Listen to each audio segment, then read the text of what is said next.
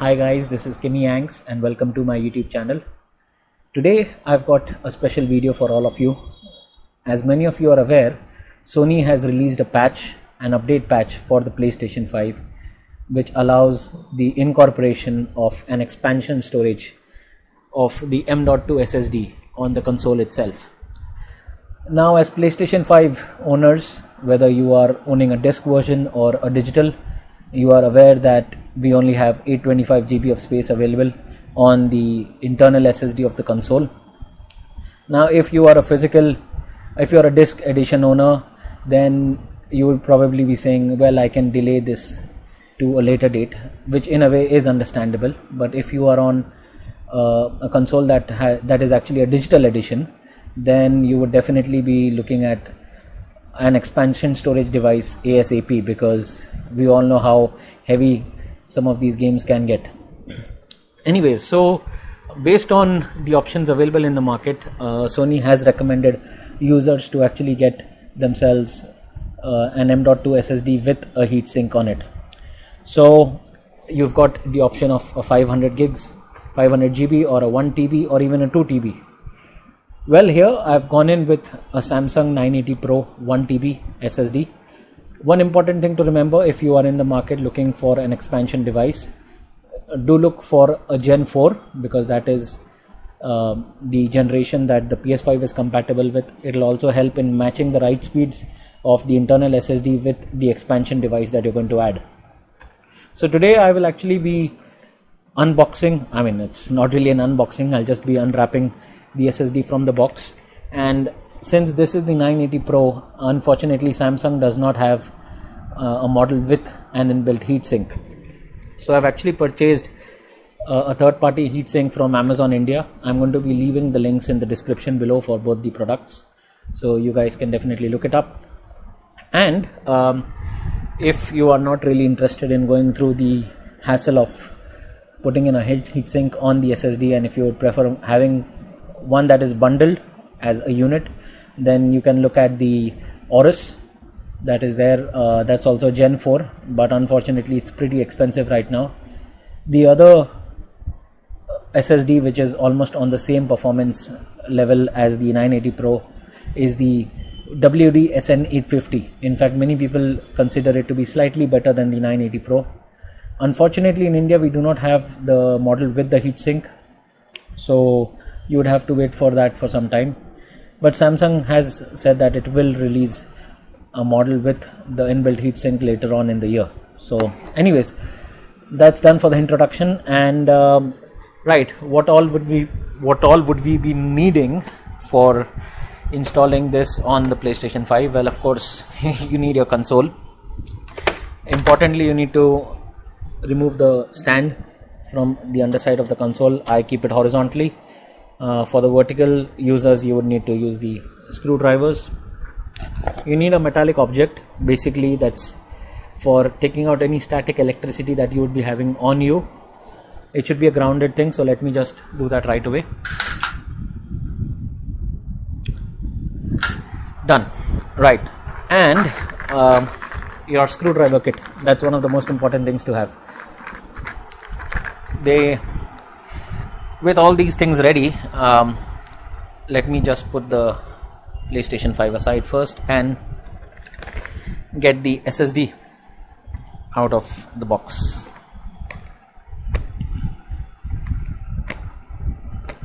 Now, many of you who are actually in the market looking for one of these SSD, wow. So this is the 4.0 980 Pro Samsung. It's a very small little piece of device here. And then we've got our beloved heatsink.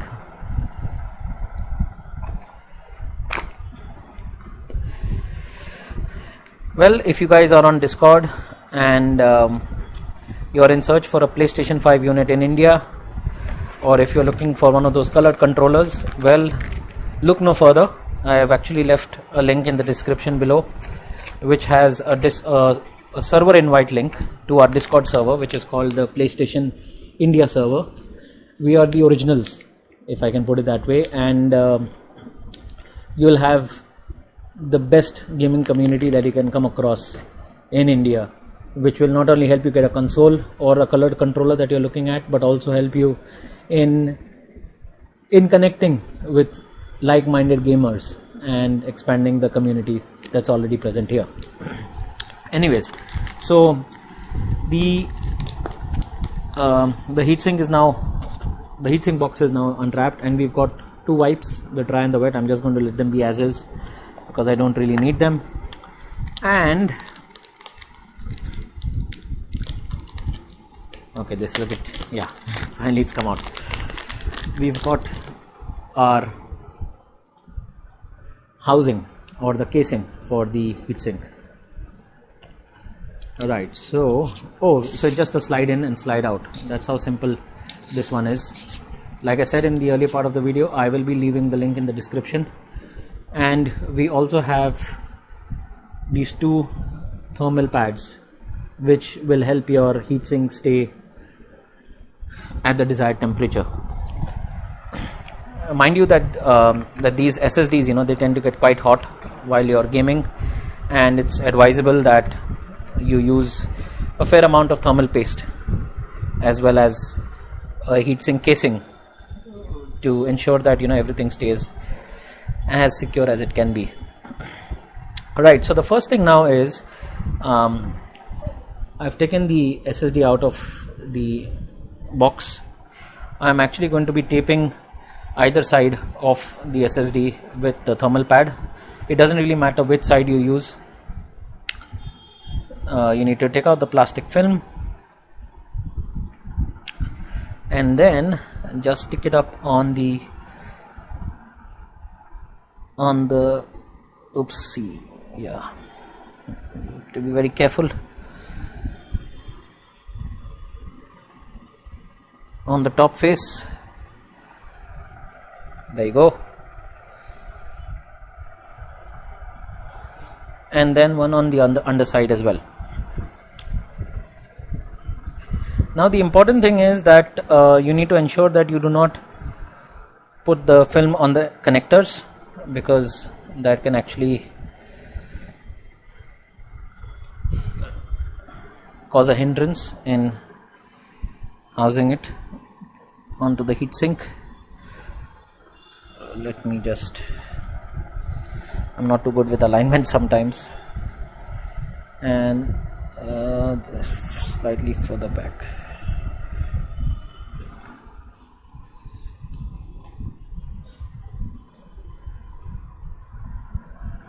Right, so there you have it, all done and dusted. Apologies for the retries. Now what we need to do is house the SSD onto the base. Need to take the other side of the film out.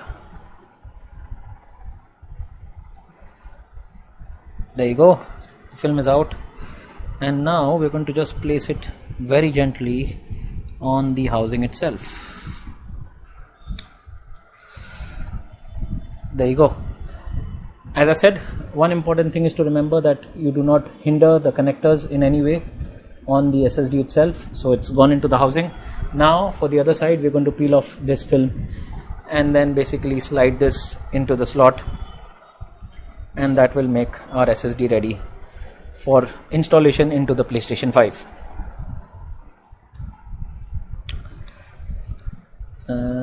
There you go, pulling that out, and then all we have to do is just simply slide this in.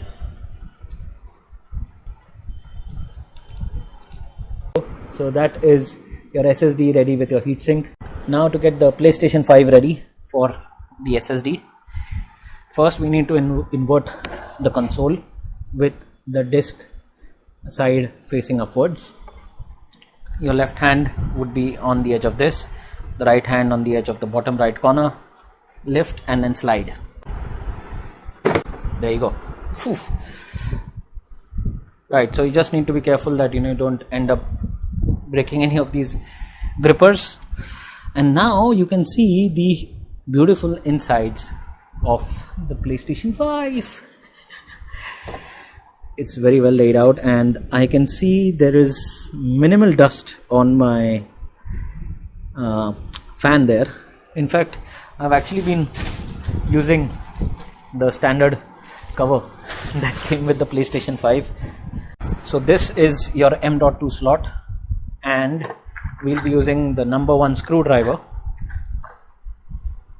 I'm actually using one of the screwdriver sets that I've gotten from the local hardware store, but they say the Phillips number 1 screwdriver is the best. And then we've got the screw here that we need to unscrew. There you go. It's opening nice and easy.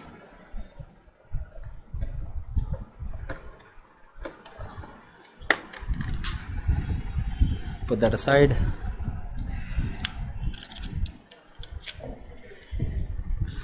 Okay. There you go. So here we have it. You can see this is showing numbers here: 30, 42, 60, 80, and then 110. Now the important thing is that whenever you get yourself an SSD, there will be a numbering on this, on the SSD itself. So you would actually be seeing 2280 or 2260, which basically means that the length, the width of the SSD is 22 and the length of the SSD is 80. So how do we do that? Well, we have to unscrew this screw, and then we'll have a spacer which we will place here or here, depending on what specification of SSD you have. So if you have a 2260, your spacer goes here. If it's a 2280, your spacer goes here. So now, taking our number 1 screwdriver again, all we have to do is unscrew this screw. I have to be very, very careful with this one. I'm not sure if this one is magnetized, so it's best that I think we need to still unscrew further.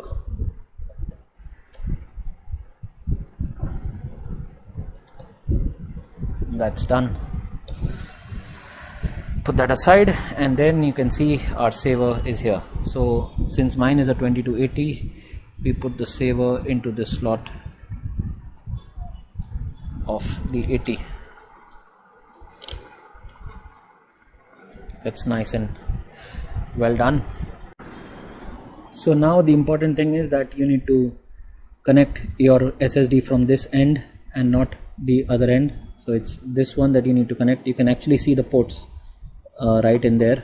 So all you have to do is push that in. There you go, it goes right in.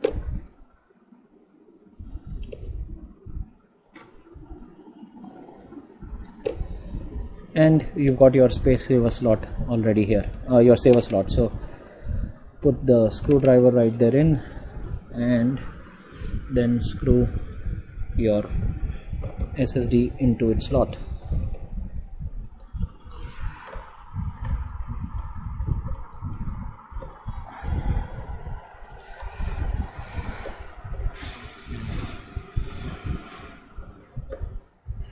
There you have it. And then finally you put up your cover for the M.2 storage device like that.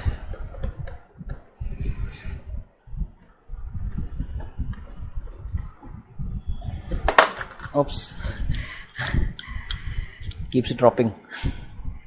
And now we'll finally put our cover back on. So now time to put the cover back where it should be, and all we have to do is slide it into place until we hear the audible click.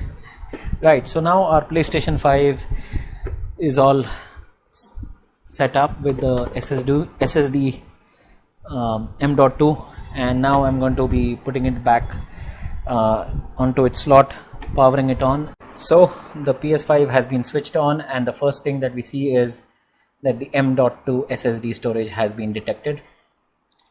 And as is the standard procedure, you need to format it, or you can actually choose to not format and turn off your PS5 and then remove your SSD.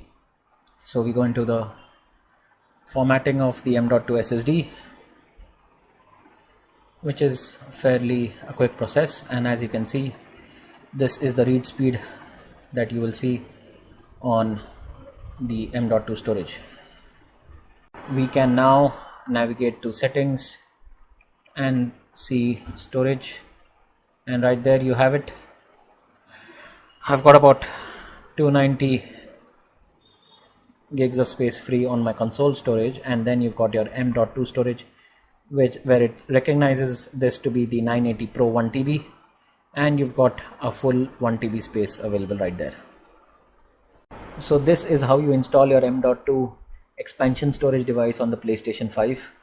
One important thing to remember is that you need a Gen 4 SSD, because that is how it will match the write speeds of the internal storage of the console itself. The second thing is a heatsink is highly recommended, so you will need to get a third-party heatsink from Amazon or any of the other stores that you might have close to your place. I am going to leave the link in the description below. And the third thing is, depending on what your requirement is, you can either opt for a 500 GB or a 1 TB or a 2 TB. I think 1 TB should suffice for now. For those of you who are actually not too keen on opening the insides of your console, well, you also have external storage devices that are available either with a pen drive or a normal SSD or a HDD, but I would not really recommend that.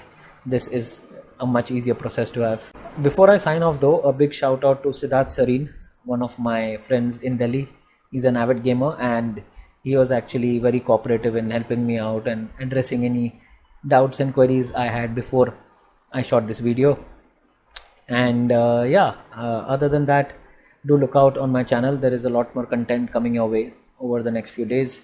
I've got the PlayStation 5 gameplay coming on the GT Sport, plus the review of the T300 Ferrari by Thrustmaster, and then of course eventually when FIFA 22 does come to our shores, you will be seeing some PlayStation 5 gameplay from there as well. Anyways, I hope you guys have enjoyed this video. Please like, share, comment, subscribe.